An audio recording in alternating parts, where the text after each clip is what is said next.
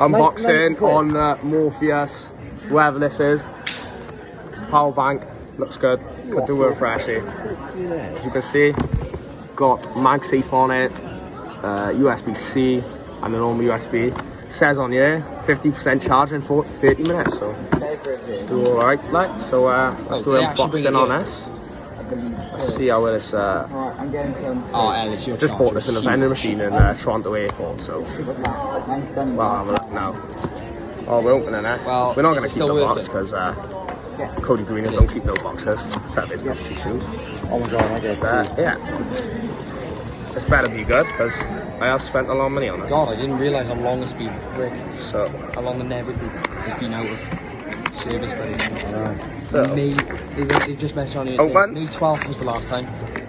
As you can see, right? It's a nice little box. Why did he touch me? All good. I need a shower now. So look, unboxing, right?